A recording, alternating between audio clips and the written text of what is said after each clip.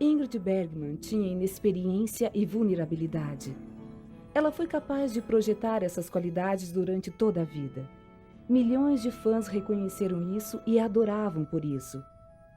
Mas Ingrid, a mulher, era mais complexa. Minha mãe às vezes se comparava com um trem disparado pelos trilhos. Nada e ninguém podia interrompê-la depois de uma decisão tomada.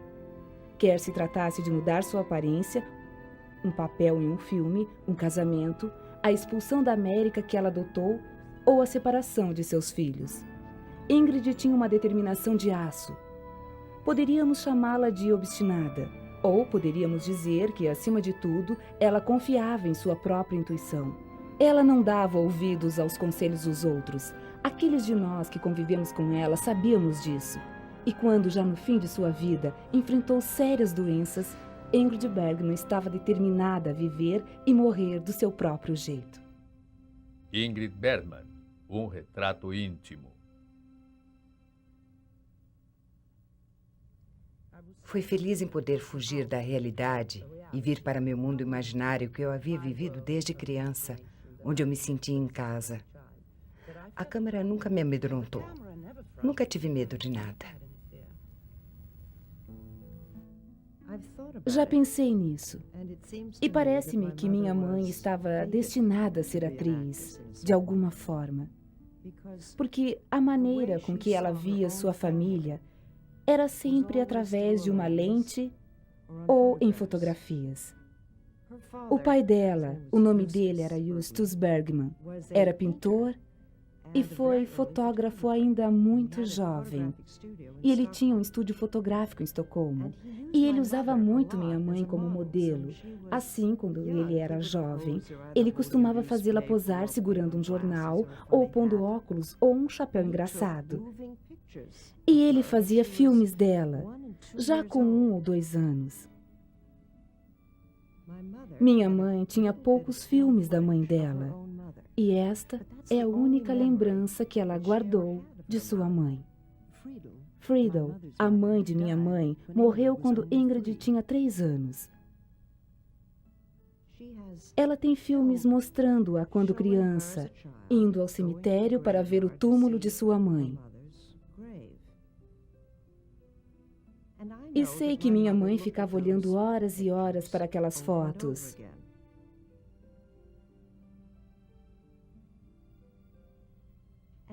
Então o pai dela morreu quando ela estava com 13 anos. E tudo que lhe restou de seu pai foram as fotografias que ele fez dela e os filmes. Ela sempre tinha uma foto deles ao lado da cama. Então, quando minha mãe morreu e pegamos suas coisas, notamos que estavam cheias de marcas em seus lábios. Ela provavelmente vivia beijando tudo aquilo. Aquilo deve ter sido o mais próximo que ela chegou a uma vida familiar. E isso sempre foi visto através de uma lente. Sempre visto através de fotografias. Quando ela olhava para seu pai, era sempre através da lente da câmera dele.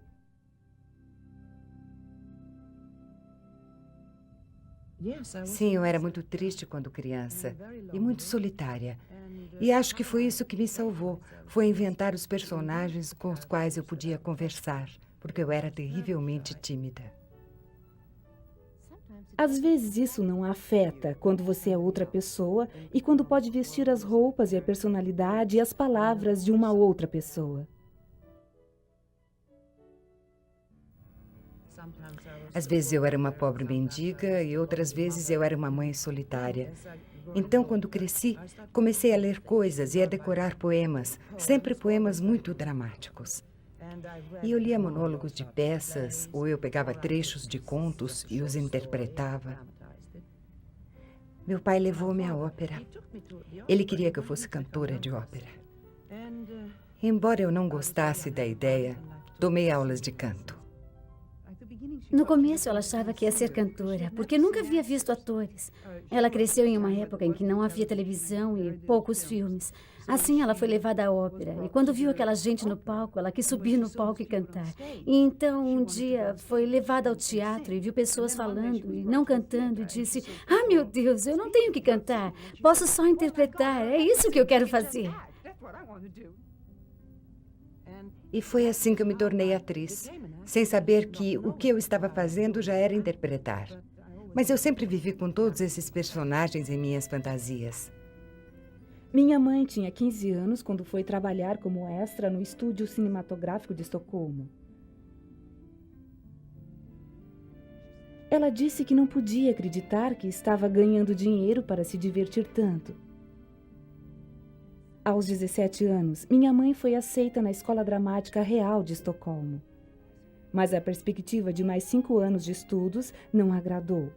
A lembrança de trabalhar no estúdio cinematográfico ainda existia, e quando surgiu a oferta de um papel com fala em um filme, Ingrid a aceitou, contra a opinião de seus professores. Eles ficaram muito zangados comigo quando resolvi sair. Mas sabe, quando a gente é jovem, tem muita pressa. Eu estava muito ansiosa para conseguir grandes papéis e ser uma atriz famosa. Eu tinha certeza de meu valor.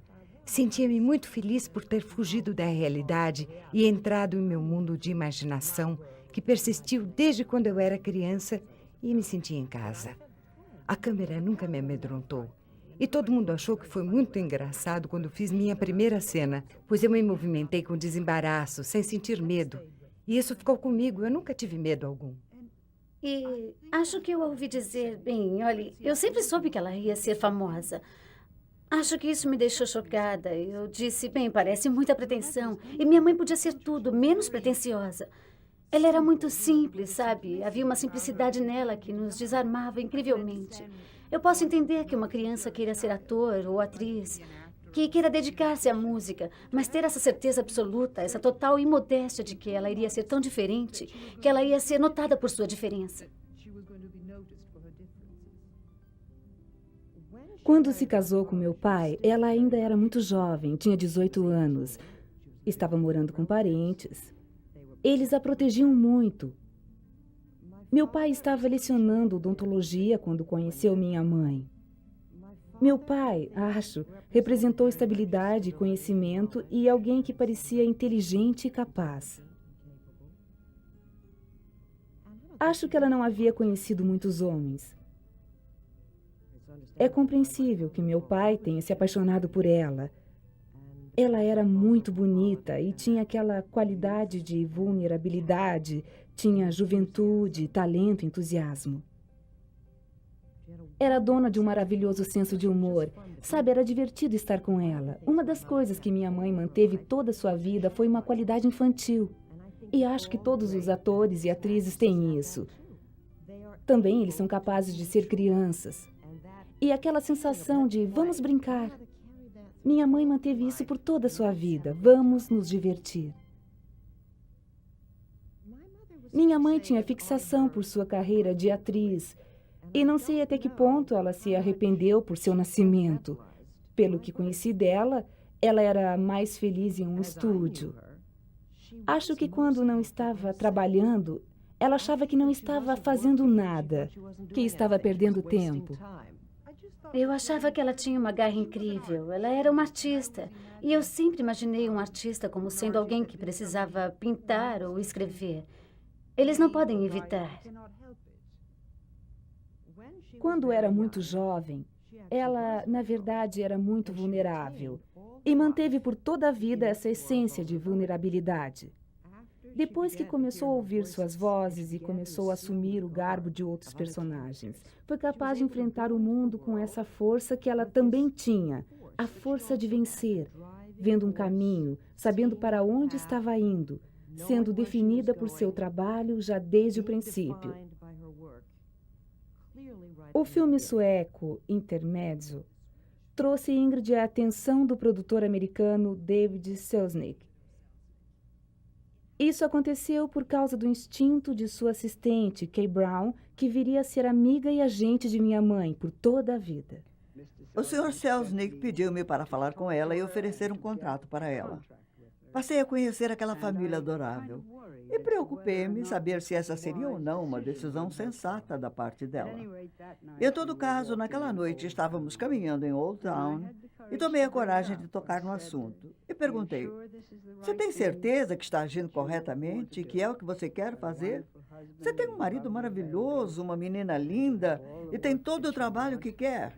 E ela disse sim, porque ela queria desafio na vida e trabalho na vida. Não havia nenhuma dúvida na mente de minha mãe. A mudança para os Estados Unidos iria mudar nossas vidas. Mas ela viu como uma chance única na vida, uma chance que ela não podia perder. Em maio de 1939, Ingrid Bergman chegou a Nova York. Estava com 24 anos de idade e viajava sozinha, trazendo só uma mala. O produtor David Selznick estava ansioso para conhecer a jovem atriz sueca, a qual ele havia concordado em dar o papel principal em uma refilmagem de Intermezzo. Meu pai e eu ficamos na Suécia, onde ele estava se preparando para tornar-se neurocirurgião. Eu não sei de onde tirei minha determinação e minhas forças. Eu era muito jovem e queria muito ser bem-sucedida em Hollywood. Mas imediatamente fui considerada muito alta. E eles iam fazer alguma coisa com o meu rosto e iam mudar o meu nome. E quando eu vi tudo isso, fiquei terrivelmente assustada e disse, eu quero voltar para a Suécia. Então eu me recusei. Me recusei. E então eles aceitaram o meu nome e a minha aparência.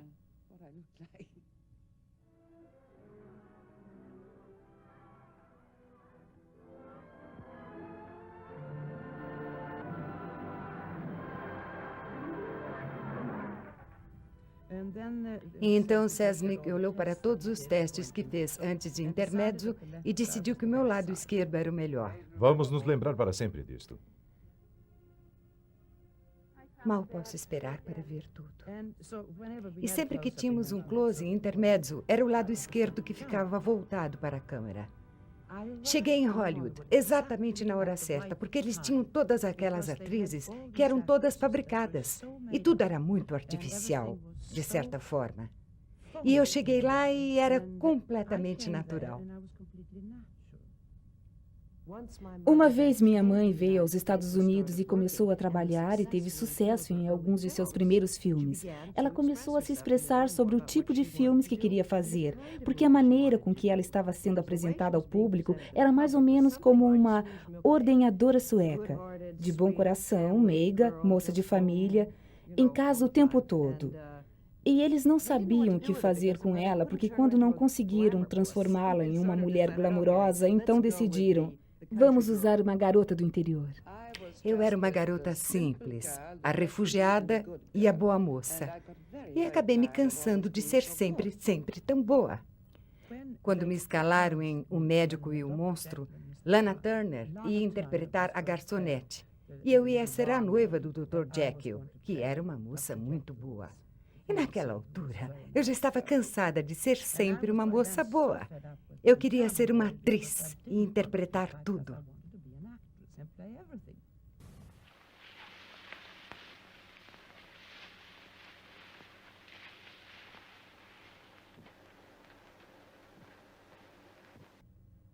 Você não é assim tão rápido, não é?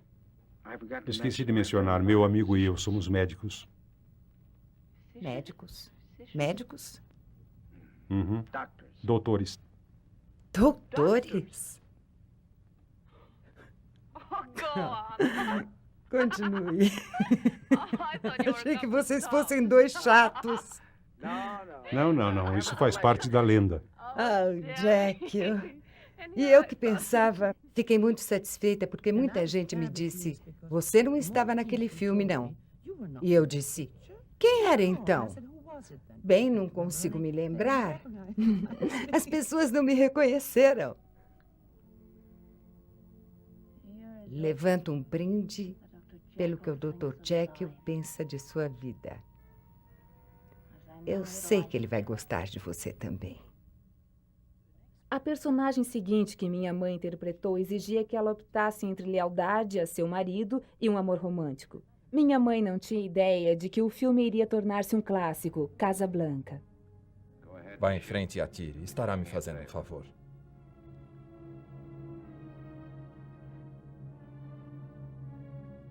Richard. Tentei me manter à distância. Achei que nunca mais iria vê-lo. Que você estava fora da minha vida.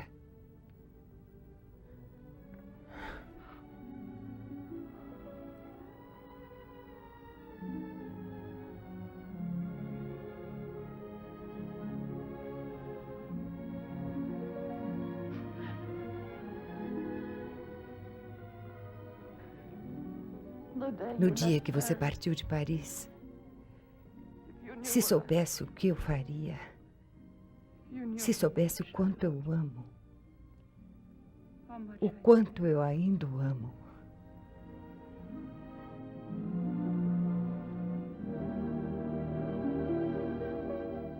Durante as filmagens de Casablanca, a mente de minha mãe estava, na verdade, em um outro papel, Maria, em Por Quem os Sinos Dobram. Seu novo penteado com cabelos curtos foi copiado por mulheres em todos os lugares.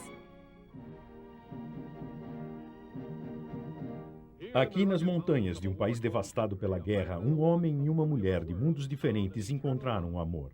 A incomparável Bergman, como Maria, cujos cabelos curtos são um símbolo da vergonha, até que ele acendeu a paixão que queimou todas as lembranças sombrias. Bem, se não houver nada que eu possa fazer por você, vou ficar sentada admirando-o durante a noite inteira.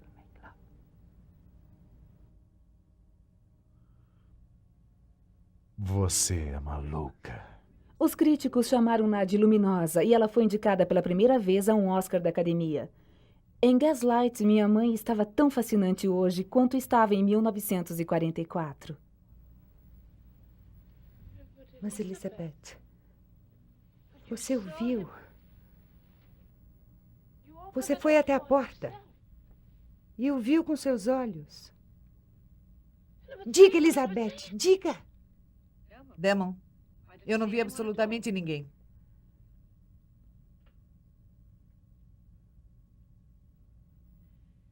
Se ele esteve aqui, eu sei, eu... Viu como é, Elizabeth? Sim, senhor. Vi exatamente como é. Eu não poderia ter sonhado com isso. Eu não poderia ter sonhado, não. Eu não poderia ter sonhado. Foi uma interpretação adorável e por ela minha mãe ganhou seu primeiro Oscar da Academia. A ideia de que podemos ter tudo é fantasia. Não é possível ter tudo. Quando minha mãe veio aos Estados Unidos, teve que enfrentar imediatamente esse dilema e enfrentar esse dilema muitas e muitas vezes em sua vida. Se devia ou não ficar com as filhas ou se devia dedicar-se à sua carreira. Acontece que a carreira era em Hollywood. E acontece também que meu pai ia para a faculdade de medicina em Rochester, Nova York, e eu fiquei com ele. Acharam que isso seria melhor para mim. Minha mãe vinha me visitar ocasionalmente, mas passava a maior parte do tempo na Califórnia. No fim, todos nós fomos à Califórnia. Fomos morar em Beverly Hills.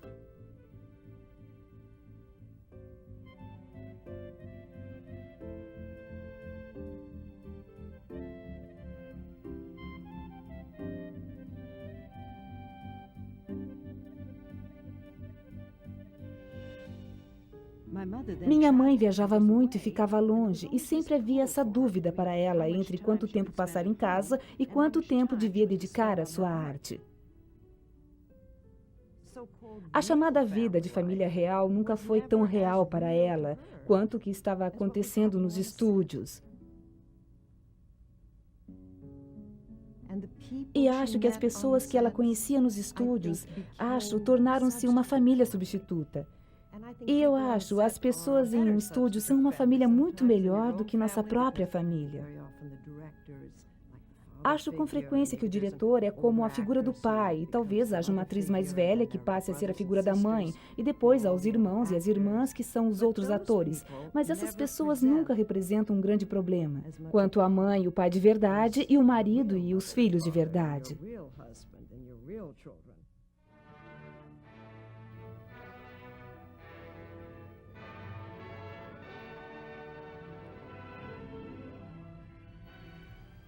Acho que esta é sua primeira vez, não é? Sim. Quer dizer, será, se você quiser. Acho que fazer um filme é como férias. Eu sempre acho que estou em férias. Não é absolutamente um trabalho. Levantar pela manhã não é difícil. Então, cuidam de mim.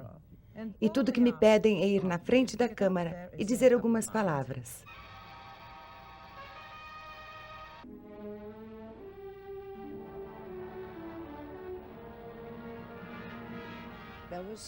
Havia muitas restrições. Não sei como é que eles conseguiam fazer filmes tão bons quanto faziam. Desculpem por entrar assim, sem avisar. Eu sabia que era você, antes mesmo de vê-lo. Ainda bem que é você. O contrato de 7 anos de Ingrid Bergman com David Selznick chegou ao fim. Durante aquele tempo, ela interpretou papéis como a freira em The Bells of St. Mary's. As pessoas reagiram a seu desempenho com uma crença total. Minha mãe, então, estava pronta para interpretar uma santa. Acho que ela se identificava até certo ponto com Joana d'Arc. Não por causa de Joana d'Arc, não porque ela era uma santa, mas porque ela era uma menina de 14 anos do interior, que tornou-se uma guerreira e lutou pela França contra os ingleses. E acho que esse tipo de chamado que Joana d'Arc atendeu foi o mesmo tipo de chamado que minha mãe escreveu em seu diário quando tinha 12 anos. Preciso notar tudo dessa grande vida que tenho pela frente, porque vou ser uma das estrelas mais importantes. Naturalmente, como um homem quer interpretar Hamlet, uma mulher quer interpretar Joana d'Arc. E quando eu era menina, devo ter lido sobre ela na escola. Então passei a ganhar medalhas e essas coisas. Esperei, falei com muita gente, mas ninguém estava interessado. E um dia recebi um telefonema de Maxwell Anderson. Eu gostaria de ter você em uma peça sobre Joana d'Arc. E eu disse, tudo bem, você não precisa pedir mais, estou indo. O sucesso de Joana de Lorraine na Broadway permitiu a minha mãe fazer o filme Joana d'Arc, a história da garota francesa do campo que seguiu suas vozes interiores, embora isso significasse a morte. Minha mãe não só botou seu dinheiro no filme, como também seu coração.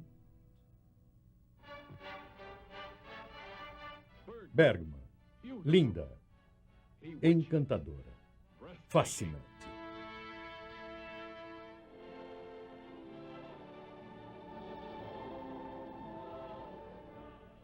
Deus falou comigo através de seus mensageiros. E é seu desejo que eu venha ajudar o senhor e que o senhor seja o rei da França. Não confie nela, senhor. Estou tentando não confiar. Mas cada vez que olho nesses olhos, acredito que o que ela diz é verdade. Fizemos a versão mais absolutamente honesta que pudemos, com todos os penteados, mas acho que deveria ter sido mais esboçada. Todo mundo vinha e dava palpites. E até as cenas de batalhas, elas são bonitas, mas não no sentido correto.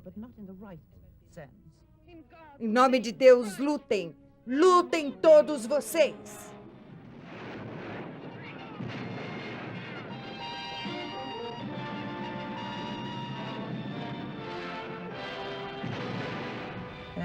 E a censura foi tão grande sobre nós que não seria possível fazer alguma coisa mais realista. Minha mãe ficou profundamente decepcionada com a recepção de Joana d'Arc. Assim como com alguns outros filmes que ela fez naqueles anos, ela estava ficando decepcionada com Hollywood. E seu casamento com meu pai tornara-se tenso. Foi quando ela viu pela primeira vez o trabalho do cineasta italiano Roberto Rossellini.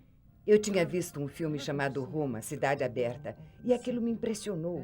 Me surpreendeu ver que era o sentimento real, e as pessoas eram reais. E aquele maravilhoso sentimento humano era transmitido pela tela e era difícil encontrar. Não pensei que Rossellini teria a coragem de me escrever, porque naquela época eu fazia muito sucesso, era campeã de bilheteria. Ele possivelmente não imaginaria que eu gostaria de vir à Itália e fazer um dos seus filmes, e por tão pouco dinheiro. Então precisei dizer isso a ele, e não sabia como fazer isso, a não ser escrevendo uma carta. Minha mãe já havia saído de casa muitas vezes para outros papéis. Por que dessa vez deveria ser diferente? Mas dessa vez, muitos anos iriam se passar antes que ela retornasse novamente. Fiquei com meu pai, que agora era um neurocirurgião em Los Angeles. Eu estava com 10 anos.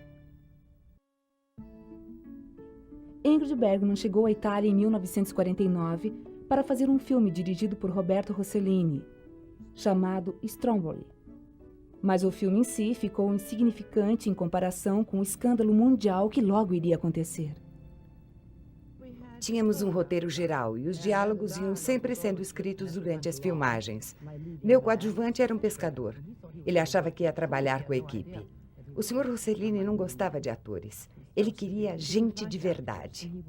Eu disse, sabe, todos os closes devem ser desse lado. E ele disse, você ficou maluca? Eu faço meu filme do jeito que me convém. Pouco me importa o lado do rosto que vai ser mostrado. E dali por diante, resolvi não pensar mais nisso. Acho que além do grande cineasta, ela descobriu um homem muito generoso. E minha mãe sempre foi uma criatura um tanto assustada. Ela sempre foi muito tímida e um pouco assustada. Um pouco assustada com as pessoas e um pouco assustada com a autoridade. Ela era muito independente, mas era como uma criança. Sabe, como uma criança que defendia seu lugar, mas não era capaz de brigar. E meu pai chegou com sua imensa generosidade, sua imensa suavidade. Sabe, o mundo para ele devia ser aproveitado. Acho que ela veio de uma educação sueca que a ensinou que o mundo devia ser obedecido, reverenciado, respeitado. Meu pai nunca pensou assim. Na verdade, ele até era considerado desrespeitador. Não que eu o considerasse desrespeitador, mas não havia normas para ele. Havia vida. Ele trouxe a ela muito otimismo, muita vitalidade e um grande senso de aventura. Mas foi uma forma maravilhosa de fugir de tudo aquilo que eu queria me afastar. E foi muito fácil. Realmente foi muito fácil. Em Hollywood, naquele tempo, tudo era muito fácil. Se você queria um elefante cor-de-rosa, você podia ter um elefante cor-de-rosa. Se queria uma chuva, podia ter. Bastava pedir para ter no dia seguinte. Todo o talento estava lá e havia uma enorme quantidade de pessoas talentosas na equipe. Acabei ficando muito mimado, que foi uma grande diferença de quando fui para a Itália. E tudo que a gente queria era conseguido da maneira mais difícil. Mas era isso que eu queria. E eu consegui o que queria. Em 1949, minha mãe se apaixonou por meu pai, mas ainda estava casada com Peter. Isso criou um enorme escândalo, então, para piorar a situação, alguns meses depois ela engravidou. Ela não estava casada e também não estava divorciada de Peter. Isso criou um escândalo que ganhou dimensões épicas. Claro que eu imaginei que haveria notícias nos jornais dizendo que eu queria o divórcio. Mas certamente eu não esperava que por meses e anos eu fosse manchete de primeira página. Quando ela teve uma filha com Roberto Rossellini e não estava casada com ele, aquilo foi um escândalo e um desastre. Se tivesse sido uma das atrizes que sempre interpretava uma garota má, as pessoas não teriam criticado tanto. Mas como Ingrid Bergman era tão convincente nas telas como virtuosa, submissa e disposta a todo sacrifício, seu comportamento fora das telas foi um choque. Seus ex-admiradores sentiram-se chocados e traídos. Muita gente tentou demonstrar o enorme amor que sentia por mim e que este amor transformou-se em ódio porque minha imagem era de uma mulher boa e maravilhosa com grandes interpretações. Mas elas esqueceram que eu havia feito uma santa e uma freira. Elas esqueceram que eu era uma mulher e talvez nada igual a que eu interpretava nas telas. Minha mãe ficou na Itália com Roberto Rossellini depois que fez Stromboli. Minha mãe foi denunciada no Congresso por um senador dos Estados Unidos que a declarou persona non grata. Meu pai e eu convivíamos na Califórnia com todo esse enorme clamor do público.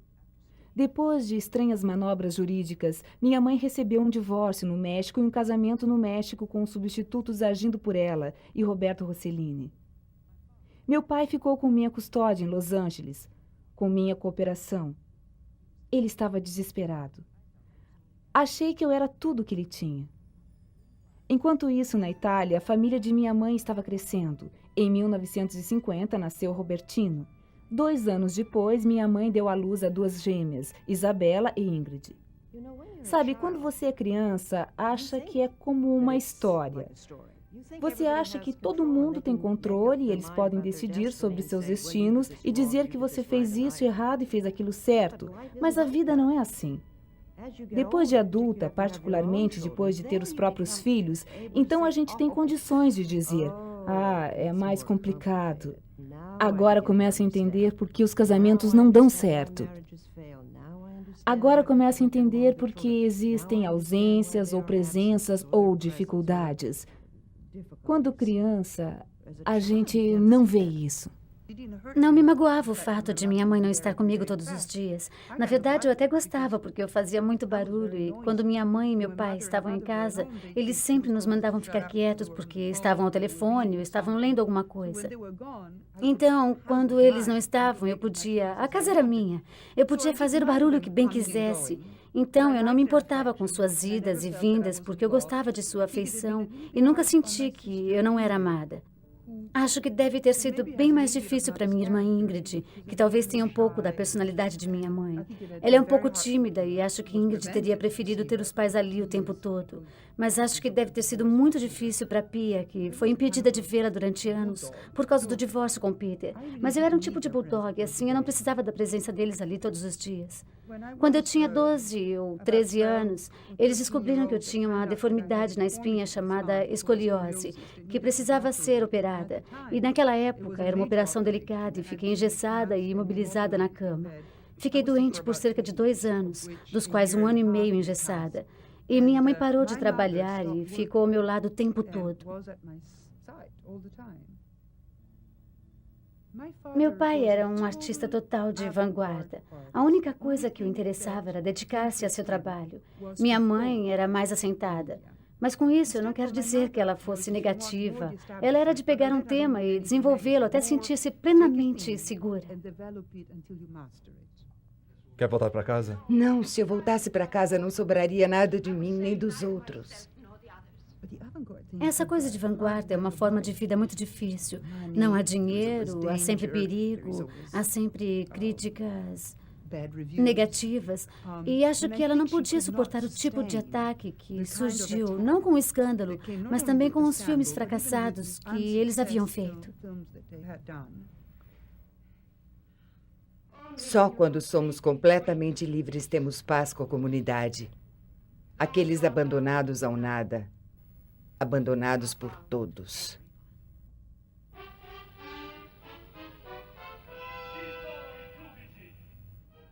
Quando Roberto estava passando por tempos particularmente difíceis, levantando dinheiro para um novo filme, ele decidiu dirigir Ingrid em uma produção itinerante de Joana d'Arc de Honegger. A família Rossellini viajou pelas capitais da Europa.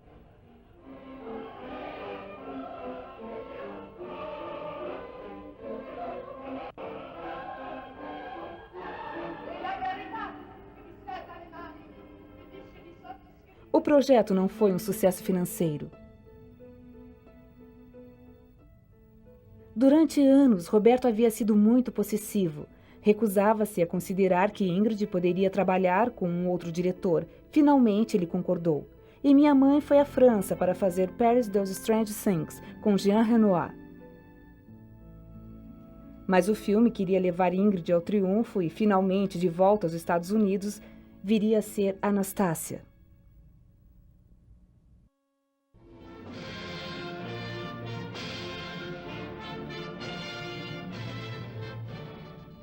Minha mãe ganhou mais do que seu segundo Oscar da Academia com Anastácia. Com seu antigo jeito, indefeso e vulnerável, ela reconquistou o afeto do público americano.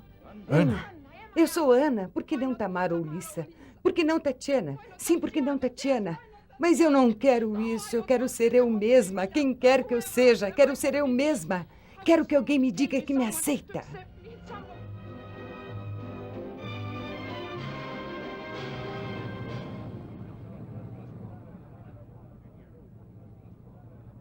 Depois de uma ausência de 7 anos, ela retornou a Nova York para receber o Oscar por Anastácia.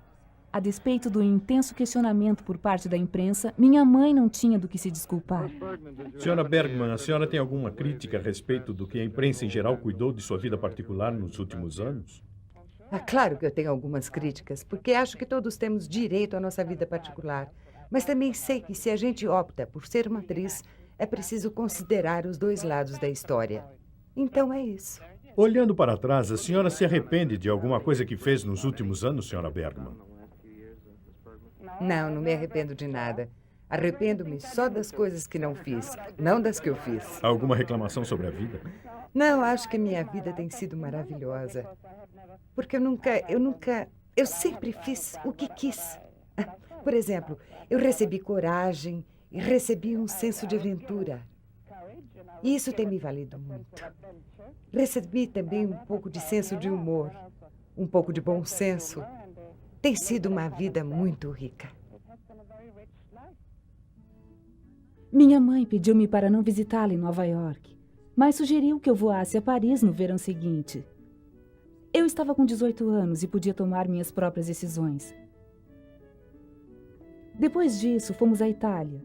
E naquele verão, minha mãe teve todos os filhos com ela pela primeira vez. Gostei da ideia de ter aquela grande família que ficaria junta, com muitos meio-irmãos e que ficaríamos juntos e que podíamos. E foi o que fizemos. Pia veio e gostou imediatamente de meu pai e ficou conosco. E para nós foi fantástico, porque nós éramos crianças muito italianas. Os Estados Unidos ainda estavam muito longe, nos anos 50, quando crescemos. E ter aquela fantástica irmã americana, loura, usando calça comprida, era uma coisa incrível na Itália nos anos 50. Ela praticava esportes, andava a cavalo, esquiava, e eu a mostrava para todo mundo na escola. Embora seja maravilhoso ter pai e mãe, podemos nos criar sem tê-los à nossa volta a cada minuto.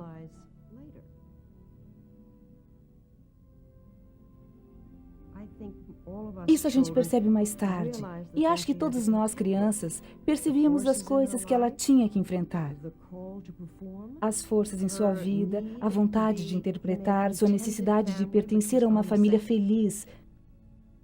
Lembro-me quando ela costumava vir à Itália, quando eu estava morando na Itália. Ela vinha da França para ver como estavam indo as coisas. E ela entrava, e é claro, quando alguém esteve longe e volta para casa, e todo mundo sabe disso, as pessoas que estão ali dizem, você precisa consertar isso, você precisa pagar aquilo. Bem, minha mãe ficava por umas 6 horas com isso. E então ela dizia, não posso suportar isso.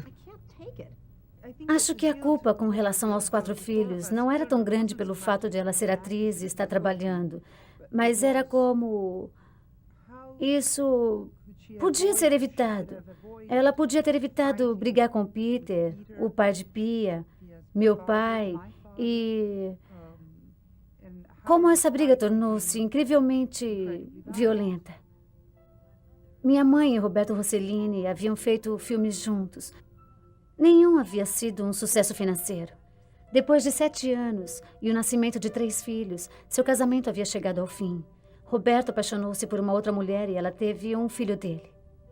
Ela imaginava se podia haver alguma coisa que ela poderia ter feito para manter em paz a raiva dos pais.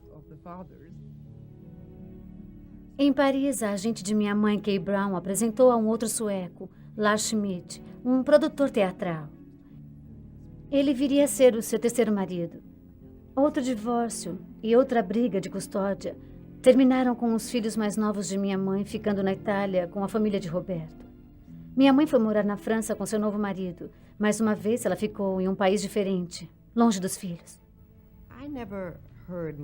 Nunca ouvi minha mãe dizer que ela achava que seus anos na Itália foram trágicos de alguma forma. Certamente eles poderiam ser considerados assim se as pessoas estivessem pensando apenas em sua carreira, pensando no que aconteceu com sua carreira. Bem, a carreira nos Estados Unidos terminou, mas sabe, quando ela estava na Itália, estava fazendo filmes lá com o Roberto, eles estavam trabalhando e acho que a vida dela era emocionante. E penso que ela achava que era emocionante. Eu nunca ouvi dizer que tivesse sido diferente. Foram tempos maravilhosos para minha mãe, um novo casamento e uma carreira renovada, atuando frequentemente em peças e dramas na televisão, produzidas por Lars. Ocorreriam profundas mudanças nos anos que viriam. Mas sua necessidade de atuar, isso nunca iria mudar. Minha mãe amava todos os homens com os quais havia se casado. Sempre. Ela não tinha inimigos. Ela não tinha relacionamentos com um homem para depois não gostar dele e dizer que havia sido um erro. Não creio que ela achasse que qualquer um de seus casamentos tivesse sido um erro. Depois de 12 anos juntos, Lars Schmidt e minha mãe se divorciaram, como resultado de um relacionamento que ele mantinha com uma outra mulher. Mas minha mãe continuou amiga de Lars até a sua morte. assim como havia continuado amiga de Roberto até a morte dele. Minha mãe sabia como perdoar e eu admirava por isso. E se eu procurar cada pessoa que admira minha mãe e pedir para que a descreva, ela provavelmente será diferente a cada vez. Acho que foi ela quem fez com que cada pessoa imaginasse de uma certa forma, como quiser.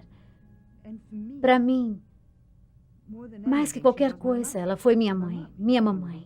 Sabe, aquela que tomava conta de mim quando eu ficava doente, aquela que dizia, sabe, sua camiseta está muito suja, você precisa trocá-la. Aquela que me deu um senso de ser prática, uma honestidade acima de qualquer coisa, um senso de justiça. Lembro-me de ter levado meus 2 filhos para ver Bells of St. Mary. Estava passando aqui na Broadway. Eu disse, venham, vamos ver a vovó em um filme. Quero que vocês a vejam. Ela aparece na tela. Bem, ela estava com seus 20 e poucos anos e tinha uma cabeça muito bonita. E eles ficavam perguntando, onde está a vovó? Essa é a vovó? Sabe, ela estava irreconhecível. No início dos anos 70, minha mãe mudou-se para Londres. Foi morar sozinha. Minha mãe ainda conseguia papéis em filmes, embora muitos estivessem muito longe da imagem que ela interpretava melhor. Minha mãe estava com uns 60 e poucos anos quando soube que tinha câncer de mama. Lembro-me muito bem, porque nós saíamos em uma bicicleta com meu filho mais novo, quando ela me contou. E o médico aconselhou a ir imediatamente para o hospital. Mas ela tinha planos. Assim ela não obedeceu. Continuou com seus planos porque ela... Sabe, ela ouvia suas vozes que lhe diziam o que fazer e ela fazia muito bem o que queria fazer. Ela finalmente foi a um médico na Inglaterra e a operação foi realizada lá. A primeira cirurgia. Fomos todos vê-la em Paris depois da cirurgia, meus meio-irmãos e irmãs. Ficamos com ela algum tempo e ela estava com um excelente humor. Ela não contou a muita gente. Ela foi muito corajosa. E ela disse, bem, preciso continuar. Ela precisava continuar, e foi o que fez. Quando minha mãe apareceu em Assassinato no Expresso Oriente, teve um papel de coadjuvante e interpretou-o de maneira tão leve e engraçada que as pessoas adoraram. Ela ousou aparecer velha e banal e ganhou seu 3º Oscar por isso, entrando para aquela augusta categoria dos vencedores de 3 Oscars. Minha mãe não se arrependia de nada. Ela era assim. A autopiedade não era uma de suas características. Até o fim. Podíamos chamar isso de coragem. Acho que é. É um tipo de coragem. Não, acho que ela nunca se considerou uma vítima. Acho que às vezes as pessoas a viam como uma vítima. Eu a vi como uma vítima, porque vi nos olhos de minha mãe muita dor. Muita ansiedade, e vi isso principalmente em sua doença, mas também quando ela falava sobre Hollywood e da forma com que foi expulsa, sobre não poder ver Pia. Simplesmente não estava em seu vocabulário dizer, pobre de mim, porque isso aconteceu comigo. Ela nunca disse coisas como essas. Ela sempre dizia, é preciso dar um passo depois do outro. A gente deve seguir em frente. Então, o diretor sueco Ingmar Bergman e minha mãe, quando fizeram Sonata de Outono juntos, os dois uniram as histórias de suas famílias e fizeram uma história sobre uma mulher que tem um grande talento. E a crise na vida dessa mulher é sobre usar ou não essa arte, realizar seu dom dado por Deus ou ficar em casa e cuidar da filha. Eles se conheceram e a primeira coisa que ela disse a ele foi que não gostou do script. Ela não entendia a personagem, isso jamais poderia acontecer. E ele ficou surpreso, mas minha mãe era assim mesmo. Sabe, eu li o livro Querida Mamãe e livros sobre filhos que tinham muitas reclamações contra o comportamento dos pais. E não acho que vocês irão ver algum desses livros escritos pelos filhos de minha mãe. E ela não estava conosco o tempo todo. Então vocês poderiam dizer, bem, deveria haver um livro sobre isso, mas nenhum dos filhos vai escrever. E sabe por quê? Porque todos nós a amávamos. Ela era divertida. Ela tinha um bom coração. Tinha uma capacidade de ser amável. Ela tinha algo de infantil no íntimo, e então ela era obstinada e a gente queria ajudá-la, é verdade. Esse era o seu caráter, e acho que os filhos aceitavam, porque esse era o tipo de pessoa que ela era.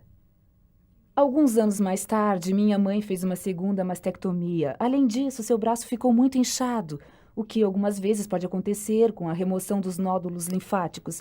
Então ela ficou com o braço em uma tipóia e brincava chamando de meu cachorro, que ela tinha que carregar. Quando soube que tinha câncer, acho que ela decidiu sozinha até que ponto iria submeter-se à quimioterapia. Até que ponto iria se entregar aos remédios que iriam debilitá-la. E ela era, em sua forma, tímida e simples. Ela era muito determinada e eu sempre a respeitei por isso. Quando foi convidada a fazer Golda, lembro-me que ela riu e disse: como é que uma sueca alta e protestante pode interpretar uma pequena primeira-ministra judia?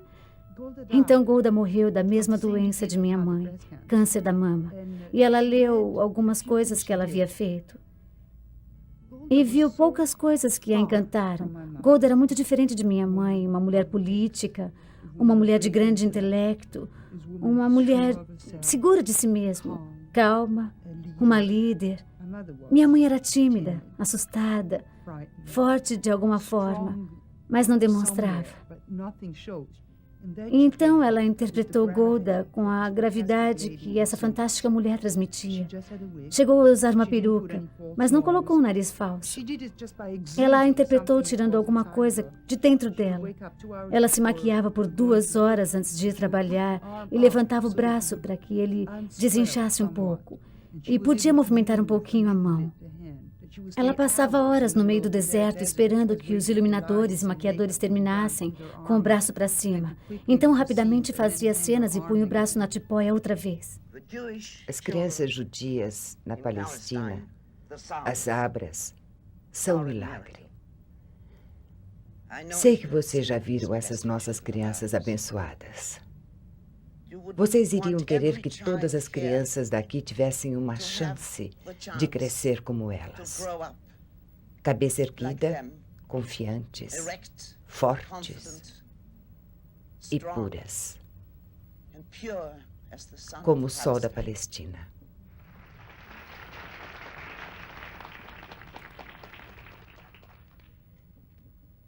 Bem, se eu tiver de ser a mãe deste reino, a mãe terra, ou qualquer tipo de mãe, eu tenho a responsabilidade de ser uma boa mãe. E o que a sua mãe diria a vocês agora é: é tarde, todo mundo está cansado, vão para casa. Por sua interpretação, Ingrid recebeu um prêmio Emmy. Foi dado póstumamente. Sei que ela teria muito orgulho deste prêmio esta noite, porque eu sei o que ele significa para ela por seu filme. E sinto-me muito orgulhosa por estar aqui e poder agradecer a cada um de vocês por este tributo final à minha mãe. Ela vai viver em meu coração para sempre. Obrigada. Não acho que a vida que ela levou tenha sido aquela sobre a qual ela dissesse: esse é o meu plano de vida. Acho que não foi. Eu acho, sabe, que ela tinha mágoas. Mas sua vida começou e terminou com os filmes. Sua vida diante das câmeras, tanto as fotos quanto criança, quanto trabalhando com Ingmar Bergman no fim de sua vida. Assim era Ingrid Bergman. Sua vida foi uma demonstração de si mesma, vista através das lentes das câmeras. Acredito que era assim que ela se via também. E acredito que ela sempre desejou voltar para a frente das câmeras. Era ali que ela queria estar. Assim, se você perguntar, ela conseguiu o que queria na vida? Certamente conseguiu. A vida de Ingrid Bergman terminou no dia em que completou 67 anos, 29 de agosto de 1982. Ela permanece na memória de seus filhos e para sempre no celuloide, onde tudo começou.